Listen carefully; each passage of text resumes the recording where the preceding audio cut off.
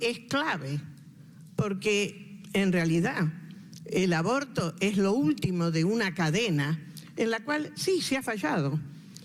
Y también tenemos que reconocer que en nuestro país, hace muchos años ya, tenemos las leyes.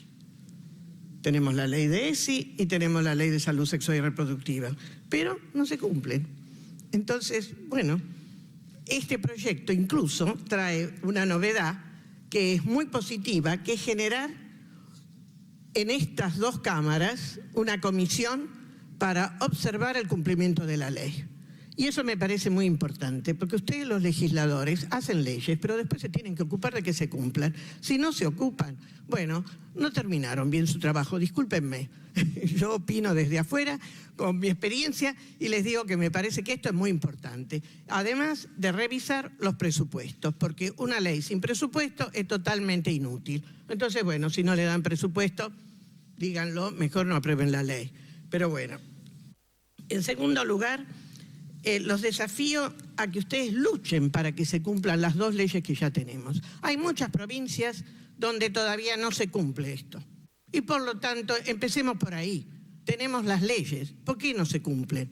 Porque no hay voluntad política, digámoslo claramente. Si no hay voluntad política, por favor, ustedes asúmanlo, porque tanto en diputados como aquí hemos escuchado que ustedes están de acuerdo con esto. A lo mejor la definición de ESI no es la misma para unos y otros, pero estamos reconociendo que el aborto es lo que no queremos. Y esa es otra cosa importante. Todos estamos de acuerdo que no queremos el aborto.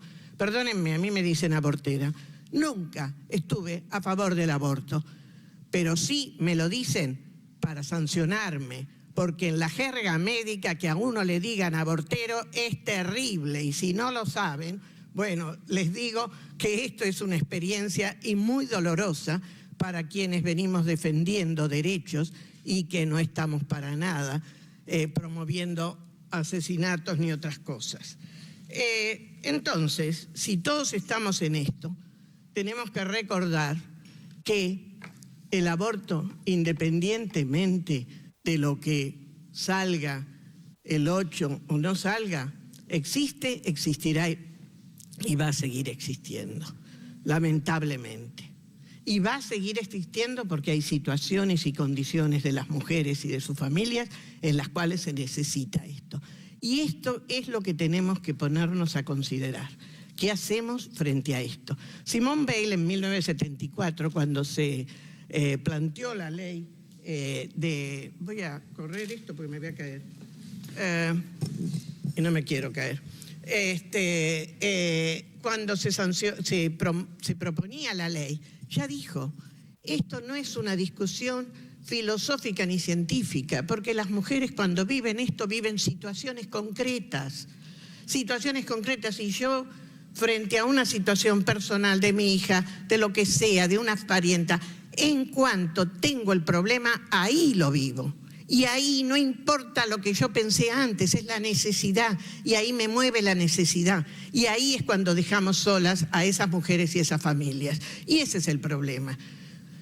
El médico, como el legislador, los de los servicios de salud, tenemos que pensar no en lo que nosotros pensamos, sino en lo que necesita la gente. Y la gente necesita algunas cosas en contra de lo que nosotros pensamos. Y ojalá nunca tengamos que necesitar nosotros algo en contra de lo que pensamos. Pero nadie está libre como para tirar la primera piedra. Y entonces yo quiero ahora hacer un poco de historia, porque yo soy antigua, ¿saben? Por no decir que soy vieja. Soy antigua y llevo 35 años o más militando en esto. Entonces, el primer diapositivo. Cuando en el año 1983 recuperamos la democracia, uno de los valores, el primero, por favor, uno de los valores era atender a las necesidades de mujeres y niños, y sobre todo de mujeres embarazadas, y por eso la promesa de Alfonsín fue el Plan Alimentario Nacional. El Plan Alimentario Nacional estaba para suplir ese problema. Luego en el 84 tuvimos la Conferencia Internacional de Población, en México, y ahí estuvimos representados. El siguiente, por favor. el gobierno estuvo representado por Juan Zurruil. Todos ustedes conocen a Zurruil por lo económico, pero él fue el secretario de Planeamiento y fue el jefe de la delegación. Y ahí tienen lo que él dijo en ese momento. Yo luego se los dejo esto, así que no se preocupen, pero quiero llamar la atención que en el último párrafo, ya cerrando la presentación, dice: miremos con signo positivo los cambios en el nivel de la fecundidad, en tanto muestren que más familias están ejerciendo su derecho humano básico a decidir libremente el número de hijos que desean. Quiere decir que en el momento en que nosotros recuperábamos realmente los derechos humanos, ya estábamos hablando de esto. Pero la situación, ¿cuál era? Siguiente, por favor, a 1983. La situación era que teníamos un decreto que prohibía, dos decretos, el 654 del 74 y el 3839. Ninguno, es muy posible que ustedes no se acuerden, pero yo soy memoriosa y los quiero hacer recordar. Era del 76. Los dos prohibían acciones directas o indirectas de planificación familiar en los servicios públicos y en las obras sociales. Quiere decir que nosotros tuvimos prohibido hasta 1986, cuando conseguimos derogar el primero de los decretos que se llamaba López Rega, por si no se acuerdan, porque fue él el que lo llevó adelante. No podíamos en los servicios de salud públicos, no se podía ni hablar, ni aconsejar, ni indicar un método anticonceptivo, y menos en una obra social. En ese momento era importante las obras sociales porque teníamos un 80% de población o más cubierta. Entonces, esto realmente era un problema. Pero además de esto, no teníamos el siguiente, por favor, y tampoco teníamos ley de salud sexual y reproductiva, ni esto que les digo. Entonces, nosotros trabajamos para eso. Lo digo porque yo tuve el honor de poder participar ahí. En el Ministerio de Salud, en el 87, se concretó un estudio sobre la mortalidad materna en la Argentina. ¿Por qué? Porque la tasa no bajaba. Y ese era un problema. ¿Qué pasa? Se hizo un estudio, que es un estudio con una metodología de la Organización Panamericana de la Salud, que se usó para la mortalidad infantil y también nosotros lo aplicamos para la mortalidad materna y en otros países también, que era revisar todos los certificados de defunción de las mujeres en edad reproductiva, ver las causas que ahí figuraban, estudiar las historias clínicas y entrevistar a la familia y entrevistar a los médicos. Ahí aparecía el problema de que las mujeres que habían muerto por complicaciones, por aborto, una por cada otra que aparecía en el certificado, no aparecía. ¿Por qué? Porque se había muerto después y ya no figuraba esto. Y segundo, que todas eran mujeres pobres que no tenían obra social. Se imaginan ahora la situación es mucho peor porque esto ha caído. Esto era en la ciudad de Buenos Aires, porque no se pudo hacer en todo el país. Pero esto es importante porque luego se repitió aquí.